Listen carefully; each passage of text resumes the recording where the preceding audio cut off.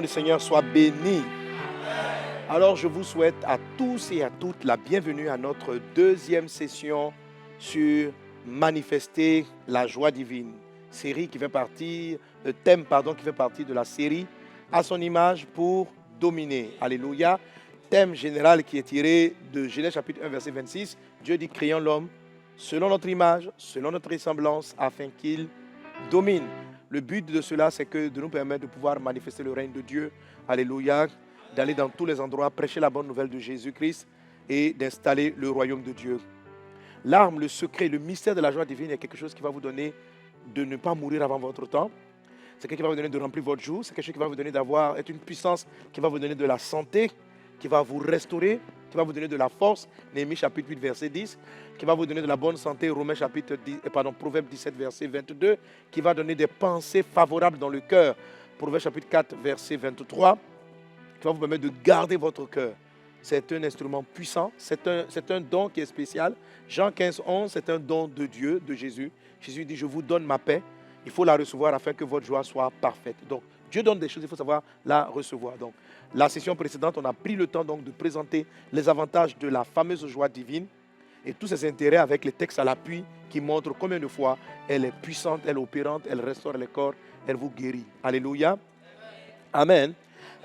Une sœur de l'église qui souffrait d'un grand cancer, qui était vraiment en phase terminale, a appliqué le secret de la joie divine et elle est sortie vraiment ressuscitée de cette maladie. Je suis parti prier et pour elle au début de la maladie. C'est commencé par un cancer du sein qui s'est généralisé, qui est rentré dans ses os. Elle avait les os qui craquelaient, qui étaient tout cassés. Elle ne pouvait, toute la hanche était bousillée. Et je me souviens donc les médecins nous avait dit que c'était terminé pour elle. Elle ne pourrait plus s'en sortir. Et aujourd'hui, elle est bien, elle marche correctement, elle participe à la prière, elle a recouvré la vue parce qu'elle avait perdu entre-temps la vue. Elle ne pouvait plus marcher. Et lorsqu'on lui pose la question de savoir, je bénis Dieu, ça s'appelle Maman Nahan, Madame Nahan, Maman Nahan, mais comment ça se fait? Elle dit une chose qu'elle ne s'est jamais dite. Elle n'a jamais confessé que c'était fini pour elle. Elle a toujours confessé l'espoir. Elle a toujours confessé que Dieu est capable. Elle a toujours rejeté les verdicts des médecins. Et dans son cœur, elle dit qu'elle répétait constamment les paroles qui lui donnaient la joie, qui lui donnaient la victoire. Cette femme-là a connu le remède de la joie divine. Elle a connu le remède de la joie divine. Alléluia. Un monsieur dont on m'a raconté l'histoire qui souffrait aussi d'un cancer. Un cancer du côlon. Et le médecin, après l'avoir vu aussi, a vu qu'il a fait une opération. Il voulait essayer d'enlever, mais il a vu à travers l'opération que tout son système était atteint et que ce monsieur-là allait mourir d'un moment à l'autre. Alors il n'a pas tenté de l'opérer, de faire quoi que ce soit. Il a juste recousu. Et quand le monsieur s'est levé de l'anesthésie, là où il était endormi, le docteur lui dit, il demande au docteur comment ça va. Le docteur dit, bon, le monsieur, il n'a plus que quelques jours à vivre. Ce n'est pas la peine de le stresser en disant, non, tu vas mourir dans 3 jours. Le docteur lui a dit, tout s'est bien passé, ça va bien. OK? Alors, le monsieur a pris cette parole-là. Il a pris cette parole du médecin. Et lorsqu'il est sorti, il ne faisait que déclarer autour de lui, tout s'est bien passé, tout va bien, tout va bien, tout va bien. Donc, il était content de ce que le mal, selon lui, avait été traité. Or, le mal n'avait pas été traité. Et sa confession qui produisait en lui la joie va travailler et le monsieur va guérir. Pour lui, c'était normal. Le docteur ne lui avait même pas donné d'autres rendez-vous. Parce que pour lui, le docteur avait réussi l'opération. Le docteur n'a pas jugé pour lui donner d'autres rendez-vous. Et après quelques temps, très bien portant, notre monsieur va repartir voir le médecin. Alors, il va voir le docteur. Il demande rendez-vous au docteur. Il dit, il est venu saluer le docteur. Donc, le docteur dit, qui veut me voir? On dit, mais votre vieux patient là. Il vit encore. Il rentre, il dit, merci docteur, vraiment. Je vais encore vous dire merci. Regardez comment j'ai pris du poids. Je vais bien, tout va bien. Le médecin est choqué. Il dit, attendez, venez, on va faire une analyse. Et le médecin ausculte. Toute la tumeur, toutes les métastases de la maladie étaient parties.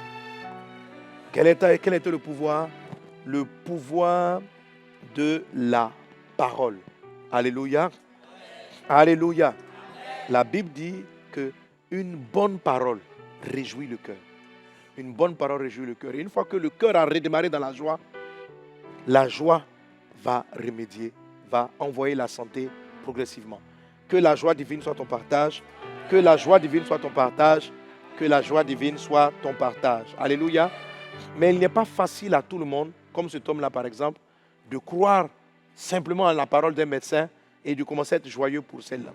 Il n'est pas facile. Il y a des éléments, des chocs de la vie, des expériences négatives qui viennent polluer et empêcher notre joie de s'exprimer. Okay? Dans cette session, je vais parler de comment vaincre les causes de tristesse. Alléluia. Comment les vaincre. Et je vais aussi vous parler d'autres éléments complémentaires pour augmenter en vous la joie divine.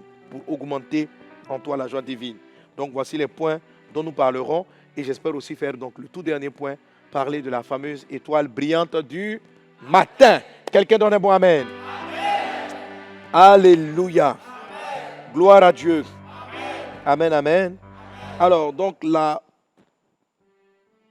comment on peut vaincre la tristesse?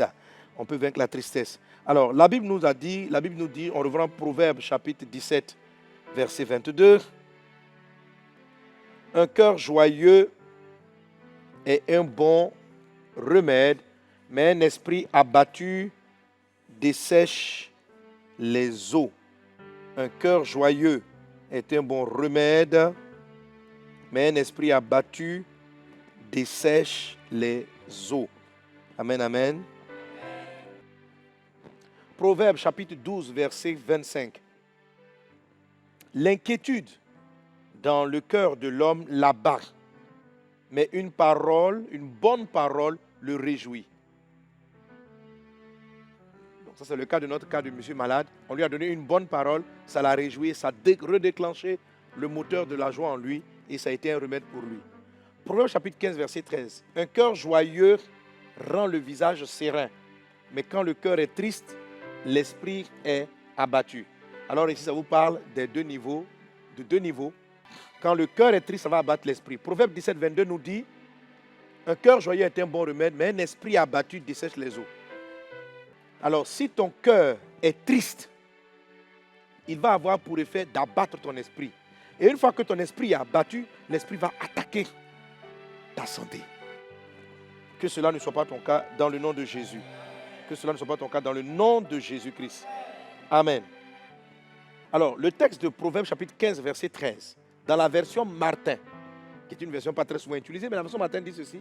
Le cœur joyeux rend la face belle, mais l'esprit est abattu par l'ennui du cœur. L'esprit est abattu par l'ennui du cœur. Quand ton cœur s'ennuie, ton cœur n'a plus d'activité joyeuse, ok? L'esprit va finir par s'abattre. Ok? Alors, tous ces différents textes-là donnent un élément dont j'ai parlé précédemment, qui est la valeur de l'espoir. Et ça, je vais revenir là-dessus quand je toucherai la notion de l'étoile brillante du matin.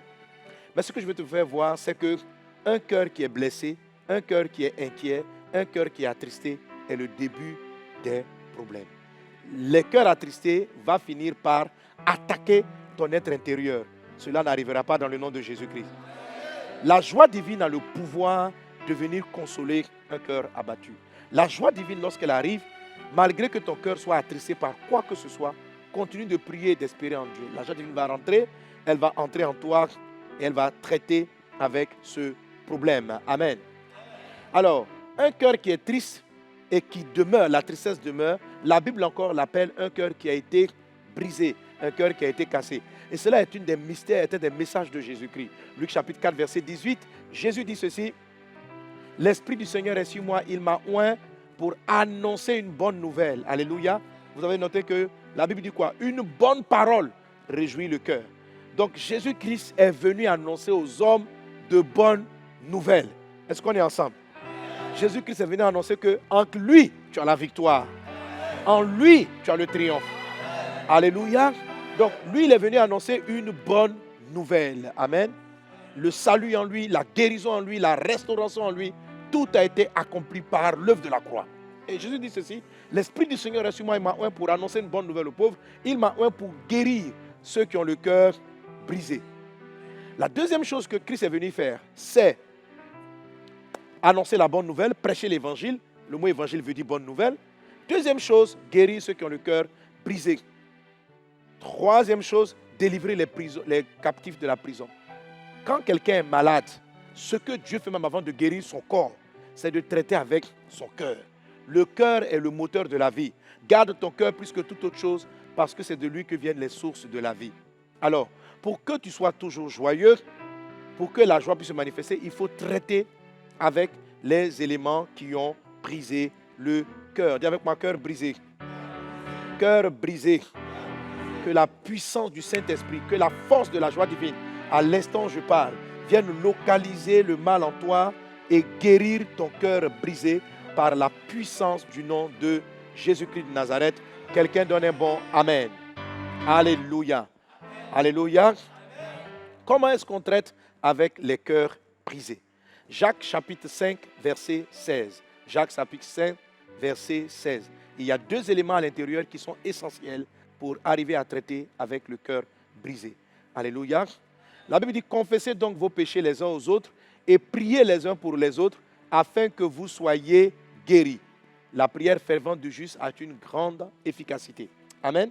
Alors, il y a deux choses que Dieu nous dit à l'intérieur qui sont le secret de la guérison du cœur. Confessez et priez les uns pour les autres. Confessez, dis-moi confessez. Priez. Confessez. Priez. Alléluia. Amen. Alors, le texte dit, confessez donc vos péchés les uns aux autres. Alors, le mot grec qui est utilisé ici pour parler de péché, ce n'est pas le mot habituel qui est utilisé pour parler de péché. Le mot grec qui est utilisé là, et on le voit dans d'autres versions de la Bible, je crois que peut-être que dans la Martin en l'occurrence, il est plutôt utilisé le mot offense. C'est-à-dire, confessez vos offenses. C'est le mot raptoma qui est traduit généralement dans la Bible par offense. Ce n'est pas par péché. Donc, ce texte-là ne fait pas référence au fait de venir confesser seulement « Seigneur, j'ai péché, j'ai menti, j'ai volé, j'ai triché ». Ce texte-là fait référence à l'offense. L'offense, c'est quoi? C'est quelque chose qui vous blesse. Amen. C'est quelque chose qui vous blesse. Quand tu dis par exemple « il m'a offensé »,« elle m'a offensé », c'est-à-dire que ce qu'il a fait a brisé mon cœur, a fait du mal à mon cœur. Donc le texte de Jacques chapitre 5 verset 16 dit « confessez vos offenses ». Confessez vos offenses. Le mot confesser est différent de repentance. Est-ce qu'on est ensemble? Il est différent de la repentance. Le mot confession, ça veut dire ouvre la bouche et faire ressortir de ta bouche. Dans le livre de Romains chapitre 10, verset 10, l'apôtre Paul dit, c'est en croyant du cœur et en confessant de la bouche qu'on parvient au salut. Alléluia.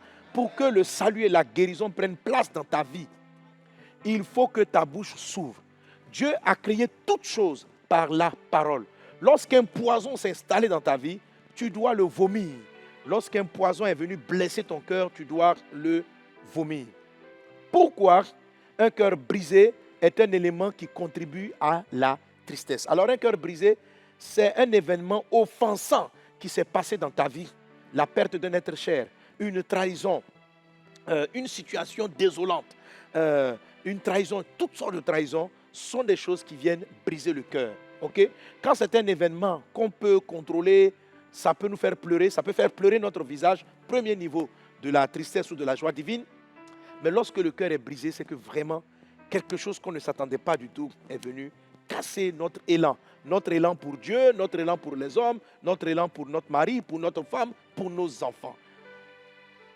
Est-ce que quelqu'un est avec moi? Il faut traiter cela avec la confession. Dis avec moi la confession. La confession. Alléluia. Amen. Alors, très souvent, lorsqu'on parle des blessures du cœur, on te dit, si quelqu'un a péché contre toi, il faut lui pardonner. Il faut lui pardonner. Et il y a beaucoup de gens qui me disent souvent, mais pasteur, ce n'est pas du tout évident de pardonner. Vous savez une chose, la chose la plus difficile dans le pardon, ce n'est pas le mot « je te pardonne ». C'est parce que le cœur est blessé. Quand quelqu'un t'a offensé, ton cœur est rendu malade. C'est pourquoi il a dit, quand tu confesses, il dit, confessez vos péchés les uns aux autres et vous serez guéris. Parce que Dieu sait que l'offense rend malade. L'offense rend malade. Mais malade quoi? Malade l'âme. Et si ton âme est malade, si ton cœur est malade, le reste de ta vie sera affecté. Je rappelle, soyez en bonne santé, prospère à tous les gars comme prospère l'état de ton âme. La bonne santé est fonction de ton état d'âme. Or, ton âme a été blessée par un parent, par un ami. Peu importe la cause, l'origine de l'offense, et tu dois en être guéri. Et la joie divine va te permettre d'y remédier. Alors, comment est-ce qu'elle procède ici? Car c'est le cœur brisé qui va installer dans ta vie la tristesse. C'est le cœur brisé pendant longtemps qui va faire que la tristesse va rentrer dans ton esprit. Et c'est l'ensemble de cumul de cœurs brisés qui abattent les hommes. Lorsqu'on est enfant, qu'on n'a pas eu un cœur brisé, on est toujours joyeux, souriant, on apporte de la joie autour de soi. Mais plus on prend de l'âge, plus on vit des événements qui contribuent à casser notre cœur. Un cœur brisé peut amener une personne à devenir méchante. Beaucoup de gens méchants, beaucoup de gens durs sont des personnes qui ont eu le cœur brisé, qui ont perdu la confiance en l'homme, qui sont arrivés à dire l'homme est traître, l'homme est ceci, l'homme est cela. Beaucoup de meurtriers sont des gens qui ont eu le cœur brisé. C'est pourquoi la deuxième chose qu'il a faite, après avoir prêché qu'il est le chemin, la vérité, la vie, la bonne nouvelle, Jésus doit s'occuper de ton cœur qui est brisé. Alléluia. Il doit s'occuper de ton cœur qui est brisé. Je racontais récemment un témoignage selon lequel je devais tenter de prier pour une personne qui était malade, qui ne marchait pas.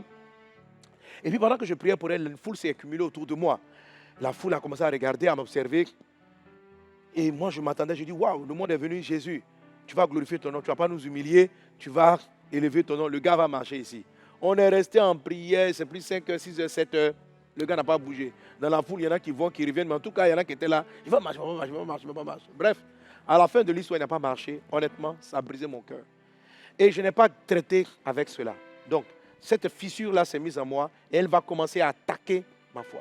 Donc, chaque fois que je vois certains types de maladies, mon cœur est attristé parce que je dis Dieu peut m'abandonner ici encore. Donc, j'ai commencé à conduire mon ministère à faire des prières globales. Et j'ai enlevé le ministère de la guérison progressivement dans mon ministère. Et beaucoup d'hommes de Dieu qui ont le don de guérison, le don de miracle, ont enlevé le don de prière pour les malades à cause de cœur brisé. Beaucoup de personnes refusent d'évangéliser certaines personnes parce que leur cœur a été brisé par quelqu'un ou une situation qui ressemble à ce qu'ils ont vécu. Plusieurs sont arrêtés d'aller à l'école, ont arrêté d'étudier parce qu'ils ont eu le cœur brisé, parce qu'étant à l'école, le professeur a eu une attitude qui les a blessés, qui les a offensés. Ils ont conservé cela. Donc plus ils ont avancé dans les années scolaires, moins ils ont eu envie d'aller à l'école. Ils ont été démotivés. Leurs parents même n'ont pas pu les faire aller à l'école. Plusieurs enfants qui tombent dans la drogue, dans l'alcool, ont eu le cœur brisé par un événement. On utilise très souvent la drogue, l'alcool et ce genre de choses-là pour oublier des soucis. Il y a un temps où les gens le font juste pour marcher avec leur compagnie. Mais tout le monde sait que la drogue et ces choses sont des choses négatives. Mais pourquoi les gens s'y livrent? Parce qu'ils veulent oublier le cœur qui est brisé. Ils veulent oublier la réalité. Et c'était mon cas. Je voulais donc oublier. Je prêchais la parole de Dieu, mais je voulais oublier tout ce qui était malade. Je me suis développé dans l'enseignement. Je bénis le Seigneur pour cela. Alléluia. Mais le don de guérison qu'il m'avait donné, je commençais à ne plus l'utiliser. Et l'Esprit de Dieu me disait, prie pour les malades, prie pour les malades, prie pour les malades. Mais chaque fois que j'étais confronté, surtout devant les paralytiques, j'avais honte, j'avais peur, j'étais traumatisé par une blessure intérieure. La joie divine est un bon remède. Je l'aborde dans le message ici, que quand la joie jaillit de vous, c'est là qu'elle transporte la guérison divine. Quand une atmosphère est dans la joie, quand les miracles commencent, si vous observez, quand les miracles commencent, les premiers miracles, vous avez besoin d'imposer les mains, souvent. Mais quand les premiers malades sont guéris, ça crée une joie dans la foule. Et en ce moment-là, c'est ce que j'appelle l'effet, comment dirais-je, supraconducteur de la joie. L'onction se déploie. Plus vous êtes joyeux, plus l'onction prend. À un moment donné, dans certaines croisades, tellement l'onction est là parce que la foule est joyeuse d'avoir vu des aveugles voir et l'onction commence à grandir. Et la ville même des gens sont guéris, visités depuis chez eux à la maison. Parce que plus il y a de gens dans la ville, plus il y a des effets. La Bible dit que les disciples gagnaient beaucoup d'âmes. Si vous remarquez, Actes des Apôtres, il est dit, ils prenaient leur repas avec joie. Ils étaient joyeux et ils avaient un bon témoignage dans la ville. Manifester la joie divine dans le nom de Jésus. Donc bref, moi j'étais coincé avec ce cas-là. Alors, à un moment donné, donc je viens voir papa. Papa me dit, prie pour les malades, prie pour les malades. Et je suis arrivé devant lui, je dis, papa, tu te souviens de l'histoire, j'étais très jeune, ça s'est passé comme ça. Je vais lui confesser que mon cœur, en ce qui concerne la prière pour les malades, a été brisé. En quoi est-ce que ton cœur a été brisé? Qu'est-ce qui a brisé ton cœur par rapport à une situation? Il faut que tu le confesses. Alléluia. Le texte de Jacques 5,16 ne parle pas des péchés, il parle des offenses. Il parle des choses qui nous ont blessés. C'est la raison pour laquelle il touche après la guérison. Il ne parle pas des péchés en tant qu'iniquité, même si l'iniquité peut constituer une source d'offense ou même une offense. Et après que j'ai confessé, j'ai parlé de ça avec Dieu. Et il m'a dit, tu sais mon fils, pourquoi je n'ai pas fait ça ce jour? Parce que ton cœur ne priait plus pour le malade avec mon cœur. Tu étais en train de prier avec d'autres pensées. Tu priais pour lui, pas pour qu'il soit guéri, mais pour que la foule qui était autour puisse apprécier soit la puissance de Dieu ou t'apprécier toi. Quand moi je prie pour les malades, je suis ému de compassion pour eux. J'ai de l'empathie pour les personnes. Je ne cherche pas à démontrer à quoi que ce soit. C'est pourquoi je suis souvent prié pour les malades et puis il ne va même pas dire ça aux gens. Parce qu'il ne cherchait pas à prouver quelque chose à qui que ce soit. Le plus souvent, nous sommes bloqués dans nos miracles parce que nous prions, non pas pour que les malades soient guéris, mais pour que les gens voient le miracle et qu'ils disent Jésus est Jésus. Jésus ne guérit pas les malades pour que les gens chantent son nom. Jésus guérit les malades pour que les gens soient sauvés. Pour que les gens sortent de leur douleur. Jésus est ému de compassion de voir des personnes souffrir dans leur cœur. Donc, lorsque vous faites pour démontrer quelque chose aux personnes, sans vous en rendre compte, vous allez engendrer dans votre vie une forme d'orgueil. Bref, l'Esprit m'a dit ce jour-là, s'il avait été guéri, la foule t'aurait souhaité. Déjà que ton cœur était corrompu, déjà que tu ne priais plus pour que le malade soit guéri, la foule t'aurait soulevé. Il dit, je t'aurais perdu. J'ai préféré perdre un paralytique qui ne marche pas et puis te sauver. Maintenant, aujourd'hui que j'ai été guéri, je m'arrête devant des foules, les paralytiques sont devant moi. Je dis, monsieur, regarde-moi, regarde-moi, regarde-moi, lève-toi, marche. Jésus a guéri mon cœur et l'onction peut circuler. Que ton cœur soit guéri aussi dans le nom de Jésus. Qu'est-ce qu'il faut retenir? C'est guéri par quoi? Par la confession. Alléluia. Il faut que tu en parles à Dieu, parle-en à des frères de tout ce qui t'a blessé. Si tu as subi des viols, si tu as été trahi, il faut que tu banalises l'histoire, il faut que tu en parles. Tu dis, ah moi dans la vie j'ai comme ça. La confession ressemble à une personne qui vient voir un médecin et qui dit là où elle a mal. Si tu ne veux pas te confesser, le docteur ne peut pas mettre le doigt là où tu as mal. Si tu ne veux pas dire, docteur, j'ai mal au genou, il ne pourra pas te traiter. Quel que soit le mal, quand un médecin te reçoit, la première chose qu'il attend pour te guérir, c'est une confession, c'est avouer, c'est dire. Faites-le avec Dieu. Tout ce qui vous offense, parlez-en. Parlez-en, vous les frères et sœurs. Ça, c'est la première des choses. La deuxième chose qu'il faut faire, c'est la prière. Dis avec moi la prière. Alléluia. Un autre aspect que je vais dire après la prière pour l'offense, après la prière, c'est un autre aspect de l'offense. Mais d'abord, vous avez la prière. Dis avec moi la prière. La prière. Alors, amen. Jésus dit, confessez vos péchés, priez les uns pour les autres. Si vous voulez être guéri et que quelqu'un a été l'objet de votre offense, priez pour la personne. C'est la partie la plus difficile, mais c'est là que vous êtes guéri. Ce n'est pas la confession seulement qui guérit, c'est aussi la prière pour la personne. Priez pour les gens. Vous êtes dans un département, vous avez été vexé par l'attitude des frères. Confessez que ne restez pas en train de murmurer, parce que la blessure que vous avez subie, la confiance que tu avais dans ton frère, et puis il est parti dire le secret que tu lui as dit aux autres. Tu lui as dit que hey, la soeur, là, je l'aime bien. Hein. Puis il est parti lui dire, hey, il dit il t'aime bien, ça t'a fait mal. Quelle trahison, il a mis la honte. Donc depuis là, tu veux quitter le département. Ne quitte pas le département. Va voir quelqu'un d'autre et puis confesse que ce que le frère Gasparien m'a fait, ça m'a fait mal. Voilà. Et quand tu as fini de faire ça, prie pour Gasparien. Prie pour lui. Quand vous allez prier, les deux combinés vont vous guérir. Une femme qui avait été trahie par sa soeur, je lui ai dit, il faut que tu pries pour elle. Une dame est venue me rendre un témoignage récemment pendant que je parlais de la puissance du pardon. Elle dit que sa patronne la faisait beaucoup, lui mettait beaucoup la misère, lui mettait beaucoup de misère. Puis elle écoutait le message sur le pardon. Elle a commencé à prier pour sa patronne. Elle a commencé par là. Elle s'est rendue compte que c'était difficile. Mais elle a tenu à obéir à Dieu. Elle a prié. Au début, vous allez prier à contre-cœur, mais priez quand même. Tu vas voir, ta bouche va être là. La Bible dit priez pour vos ennemis. Je prie pour la sœur Gasparienne. Qu'est-ce que tu veux? Tu as envie de dire, Seigneur, juge-la. Non. Seigneur, bénis-la. C'est ma sœur. Garde-la. Seigneur, je prie pour mon frère Gasparien. Bénis-le. Jésus, frappe-le. Non. Guéris-le. Délivre-le. Aide-le. Et plus tu vas prier, confesser plus la prière, dit Jacques chapitre 5, verset 16, ça apporte la guérison. Alléluia. Alors, troisième élément, en ce qui concerne la confession, en fait, Jacques 5, 16. Le deuxième point, comment on sort de la tristesse, c'est qu'il faut que le cœur soit guéri. Si ton cœur est guéri, tu vas sortir de la tristesse. La cause de ta tristesse, il faut la confesser. Mais ne confessez pas seulement la cause de votre tristesse, de ce qui vous a brisé. Un passage qui est très important dans cela, c'est Lamentation chapitre 3, verset 20. Le prophète Jérémie dit ceci, au verset 19 de Lamentation chapitre 3. Il dit, quand je pense à ma misère, quand je pense à ma détresse, à ma misère, à l'absinthe et au poison, verset 20 maintenant, quand mon âme s'en souvient, elle est abattue au-dedans de moi. Donc, qu'est-ce qui abat l'âme, mes amis? C'est le fait de se souvenir de ce qui vous a blessé. Ok? C'est la raison pour laquelle, donc, malgré qu'il soit prophète, il se souvenait de la trahison, il se souvenait des poisons, il se souvenait des blessures. Il dit, il s'en souvient. Il dit, quand il s'en souvient, son âme est abattue au-dedans de lui. Mais qu'est-ce qu'il doit répéter? Ce qui va lui donner de l'espérance. Donc, le souvenir de vos blessures passées engendre un abattement de l'âme et du cœur et de l'esprit. Ok?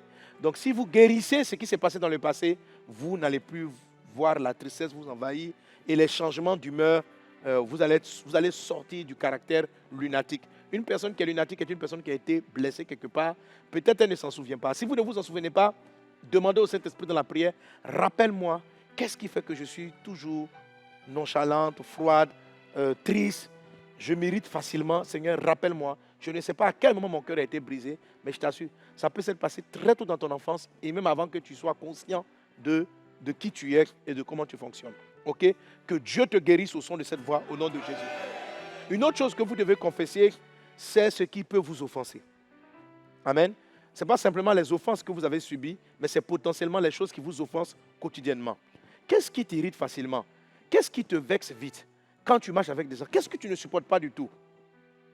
N'attends pas que tu le sais déjà, parce que les choses-là t'ont déjà fait mal et te font mal régulièrement. Il faut que tu confesses et il faut que tu pries pour cela. Ok? Il y a des personnes, par exemple, qui ne supportent pas du tout qu'on les salue comme ça. Oh là, il veut qu'on leur serre la main.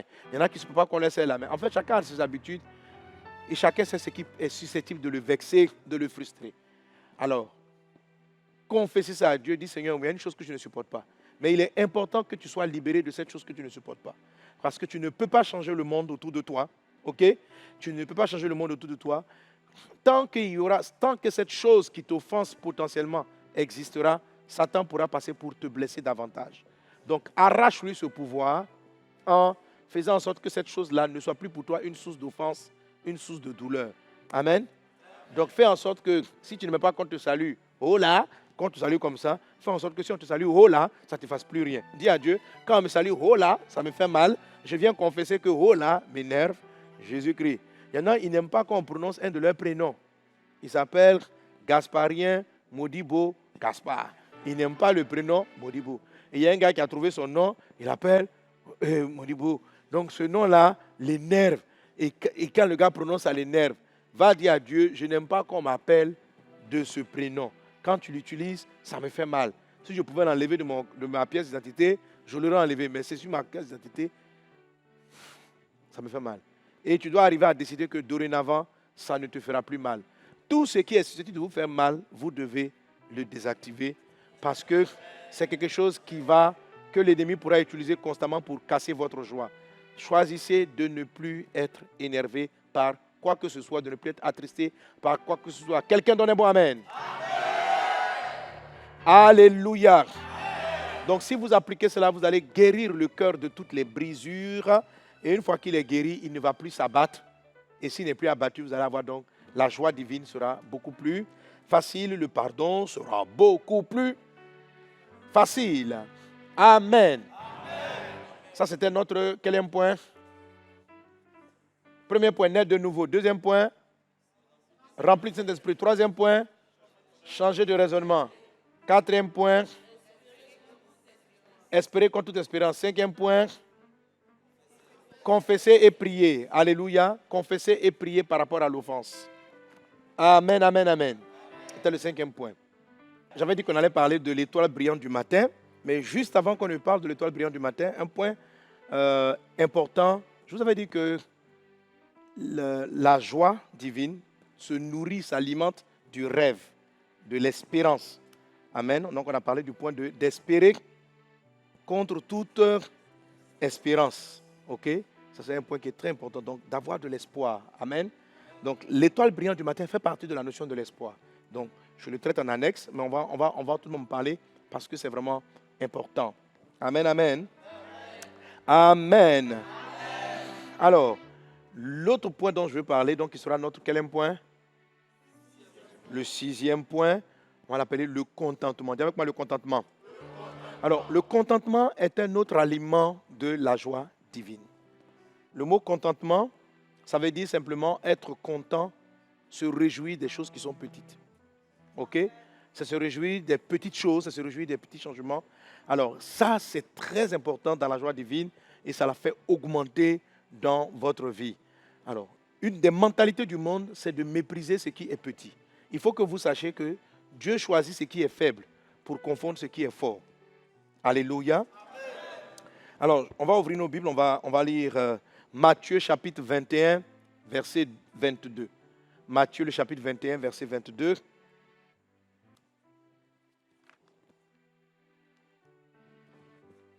Ok, donc nous prenons Matthieu chapitre 25, verset 21, pardon. Matthieu chapitre 25, verset 21, 22. Il est dit là, on va le lire ensemble. Son maître lui dit, c'est bien, bon et fidèle serviteur. Tu as été fidèle en peu de choses, je te confierai beaucoup. Entre dans la joie de ton... Entre dans quoi? Pourquoi est-ce qu'il va entrer dans la joie? Parce qu'il a été fidèle en peu de choses. Alléluia. Alors, le 6e point que j'appelle le contentement peut s'appeler aussi la fidélité dans les petites choses. Le Seigneur dit à 2 de ses serviteurs sur 3 à qui il avait remis des talents, il dit à 2 d'entre eux, entrez dans la joie, entrez dans la joie, entrez dans la joie du Maître. En l'occurrence ici, le Maître, c'est le Seigneur. Amen. Donc, Dieu a une joie, mais il donne accès à cette joie-là à ceux qui sont fidèles dans les petites choses. Fidèles dans les petites choses, c'est le fait de ne pas mépriser les petites choses et de valoriser les petites choses. Ça va avec le passage de 1 Timothée chapitre 6, verset 6. 1 Timothée chapitre 6, verset 6, on va le lire. On y va ensemble, 1, 2, 3. C'est en effet une grande source de gain que la piété avec le contentement. Alléluia. Voilà. Alors, donc, un des grands éléments qui font que beaucoup de chrétiens n'arrivent pas à manifester la joie divine, c'est cet aspect-là du contentement. Les gens sont souvent très pieux, les gens prient beaucoup, les gens jeûnent beaucoup, mais ça ne gagne pas beaucoup. Ce qui est une grande source de gain, c'est la piété et le contentement. Contentement, ça veut dire être content, c'est être joyeux pour ce qui est petit. C'est être joyeux pour ce qui est petit et ça rejoint la fidélité dans les petites choses. Alléluia. Alléluia. Voilà. Alors, la joie divine, pour être joyeux divinement, la joie divine, il faut comprendre que Dieu prend du plaisir de voir les choses faibles évoluer. Dieu ne tire pas du plaisir parce que tout est parfait. Le plaisir de Dieu, la joie de Dieu, c'est de te voir, c'est de voir ta progression. Ce n'est pas de te juger dans ta faiblesse. C'est de voir ta progression. C'est la façon dont tu évolues. Donc la joie de Dieu, c'est la fidélité dans les petites choses. Alléluia. Amen. Alors quelqu'un qui est fidèle dans les petites choses, c'est quoi? Il dit que par exemple, le fait qu'il ait une maison où dormir, même s'il n'a pas tout, mais il a la maison où il peut se coucher, il ne dort pas dehors. Alléluia. Merci Seigneur, car j'ai la grâce d'avoir une maison. Si tu sais rendre grâce à Dieu pour les petites choses, la joie divine va s'augmenter. Elle est déjà en toi, mais elle se nourrit du contentement. Content pour ce qui n'est pas encore parfait. Le contentement veut dire, je sais me réjouir de ce qui est imparfait, parce que je sais que de ce petit-là, Dieu va faire de grandes choses. C'est le contentement qui crée, qui engendre ce qu'on appelle la foi qui déplace les montagnes. Car Jésus dit, si vous avez la foi comme un grain de sénévé, vous direz à la montagne de se déplacer. Rien ne vous sera impossible. La foi du grain de sénévé, c'est le fait de croire que de ce qui est petit comme un grain de moutarde va sortir un grand arbre. Alléluia. Donc, réjouis-toi de ce que tu es aujourd'hui parce que tu sais que demain, Dieu va te donner un témoignage. Les gens qui ont le contentement sentent qu'avec ce qui est faible, c'est l'opportunité pour Dieu de témoigner. Alors quand tu as des handicaps, quand tu as des manquements, rends grâce à Dieu de ce qu'à partir de ce point faible-là, Dieu fera de grandes choses. Quand tu n'as pas tout ce que tu veux, considère les choses que tu as et rends grâce à Dieu pour les choses que tu as. Et ta joie divine va croître. Amen. Mais si tu es mécontent parce que les choses sont faites de manière imparfaite, tu es en colère pour l'imperfection de tout ce qui est autour de toi, tu vas commencer à ronger et puis à faire que la joie divine va attendre, elle va se ranger. Parce que Dieu, lui, se réjouit pour ce qui est petit. Je n'ai pas dit, ce n'est pas ta joie, c'est la joie de Dieu. Il dit, entre dans ma joie. Ma joie, là, c'est que je suis content de voir un bébé qui apprend à marcher. Toi, tu veux qu'il marche déjà. Moi, je suis content pour ça. Je suis content de voir ta petite société, combien de fois tu as pu développer tel petit élément pour arriver à tel gros élément. Ça me réjouit déjà. Toi aussi, réjouis-toi avec moi pour ce qui me réjouit. Toi, tu dis, non, moi, je ne vais pas me réjouir. Quand ça sera bien, je vais apprendre à être content. Donc, les gens veulent attendre que tout rentre dans l'ordre pour être content. Or, la joie divine est ce qui va créer les événements. Réjouis-toi pour le faible commencement et tu verras de grandes choses. Tu es béni au nom de Jésus. Quelqu'un donne un bon amen. Et cela va nous amener maintenant au 7e point qui est l'étoile brillante du matin. Dis-moi l'étoile brillante du matin. Alors, tous ces points que j'ai cités précédemment sont développés en long et en large dans votre ouvrage. Amen. Comment faire ce qui est agréable à Dieu, ce qui fait plaisir à Dieu. Bon, la fidélité dans les petites choses, le contentement. OK? Et dans votre ouvrage, je donne l'enseignement sur l'étoile brillante du matin à partir du jour 19. Amen. À partir du jour 19, et il y a 2 journées qui sont consacrées à ce beau thème. Amen. Matthieu chapitre 2, verset 10. Ça, c'est un texte qui parle donc des bergers. Matthieu 2, 10, il est dit, lisons ensemble. Quand ils aperçurent l'étoile, ils furent saisis d'une grande joie. Alléluia.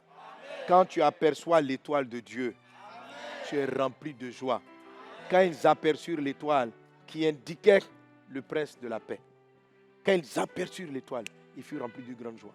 De quelle étoile s'agissait? C'est celle qu'on appelle l'étoile brillante du matin. Apocalypse chapitre 22, verset 16. Jésus se présente comme étant l'étoile brillante du matin. Apocalypse, il est dit, on lit ensemble 1, 2, 3. Moi, Jésus, j'ai envoyé mon ange pour vous attester ces choses dans les églises. Je suis le rejeton de la postérité de David, l'étoile brillante du matin. Alléluia. Jésus présente qu'il est l'étoile brillante du matin. La Bible dit en Matthieu chapitre 2, verset 10, lorsqu'ils ont vu cette étoile, ils ont le cœur rempli de joie. L'étoile brillante du matin déclenche la joie divine, l'amène à son paroxysme. Alléluia. Et qui est cette étoile? C'est Jésus-Christ. Amen. Alors Jésus a différents noms, Jésus a différents titres, Jésus se présente de différentes façons. Et chacune des façons dont se présente Jésus-Christ a un sens spirituel. Lorsqu'il se présente comme étant l'agneau de Dieu, c'est celui qui ôte le péché du monde. Lorsqu'il se présente comme le lion de la tribu de Juda, il se présente comme étant le roi. Alléluia. Donc Jésus a plusieurs termes qui le définissent.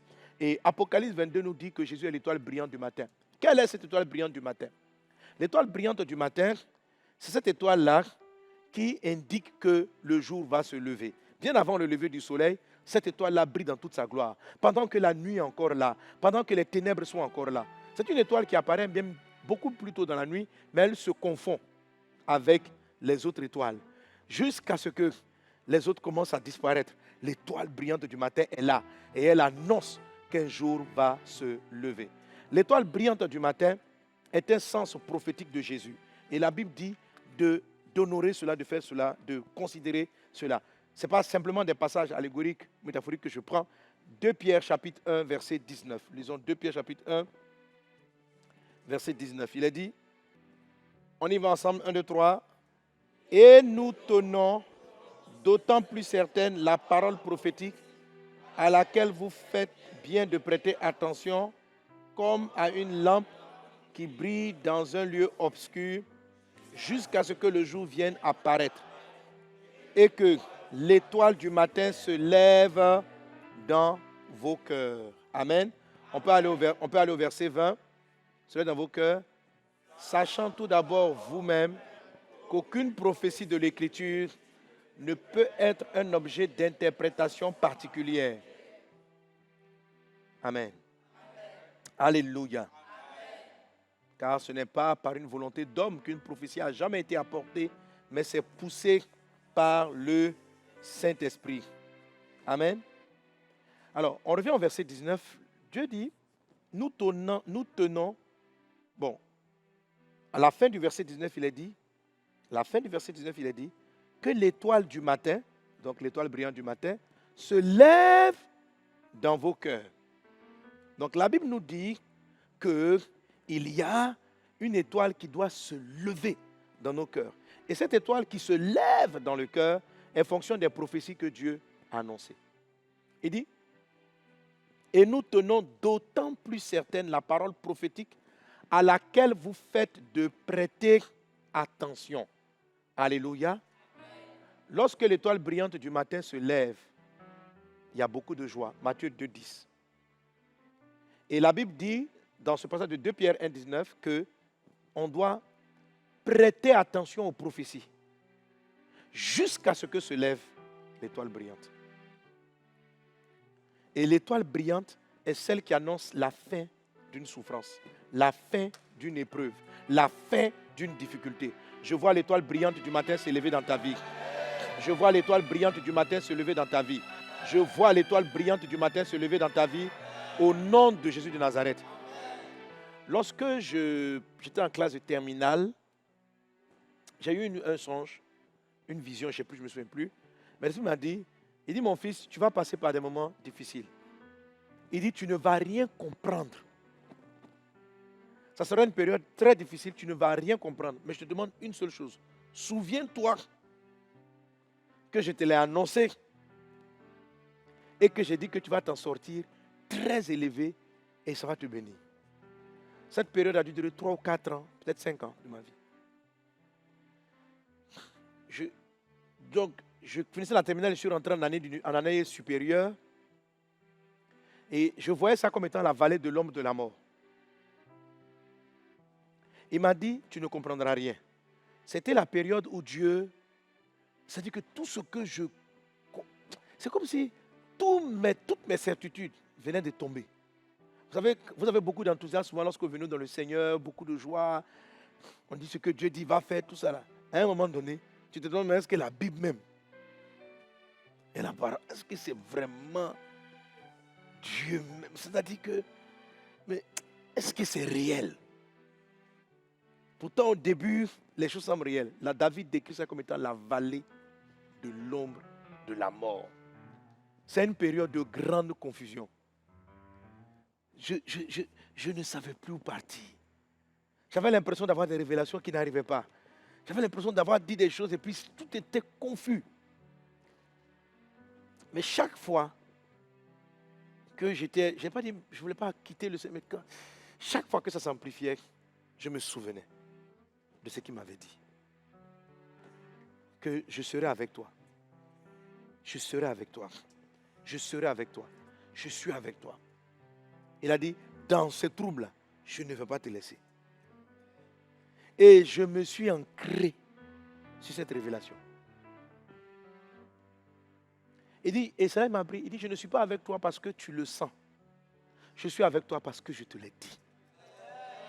Je ne suis pas avec toi parce que tes amis sont avec toi. Je suis avec toi parce que j'ai dit, je ne t'abandonnerai jamais. Pierre dit, nous tenons d'autant plus certaine la prophétie. C'est Dieu qui a dit dans sa parole qu'il n'allait jamais te laisser. Tu dois t'accrocher à ça.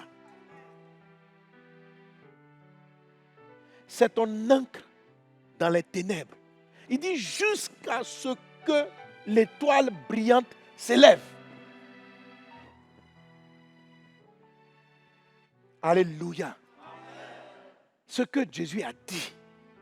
Et il dit, les choses que Jésus a dites là, ce n'est pas des bons conseils des hommes. Il dit, je connais les projets que j'ai établis pour vous. Projets de paix et non de malheur. Projets de paix et non de malheur. Mon fils, ma fille, toi qui m'entends, Je te regarde. Et quand Dieu te regarde, il a des desseins glorieux pour toi. Ce n'est pas un homme, c'est écrit.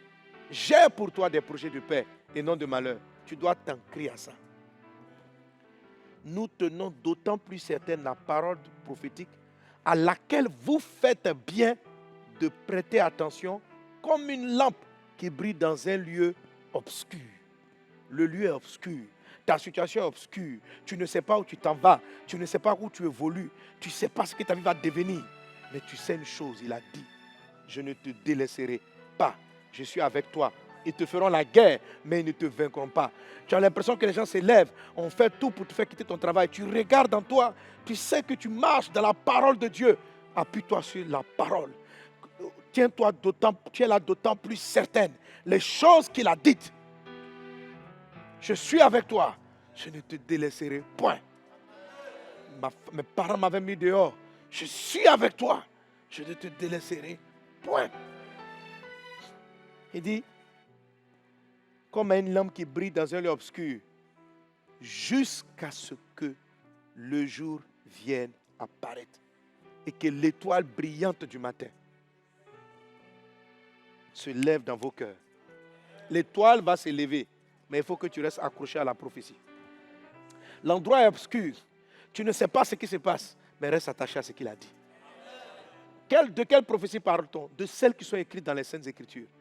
Quand Jésus était en train de passer à Gethsémane, il savait que Dieu avait dit une chose. Tu ne permettras pas à ce que mon âme voie la corruption. Tout le monde l'avait abandonné. On était crucifié à la croix. Jésus s'est accroché à la prophétie jusqu'à ce que la lumière a commencé à briller. L'étoile brillante du matin, c'est ce qui annonce la fin de tes ténèbres.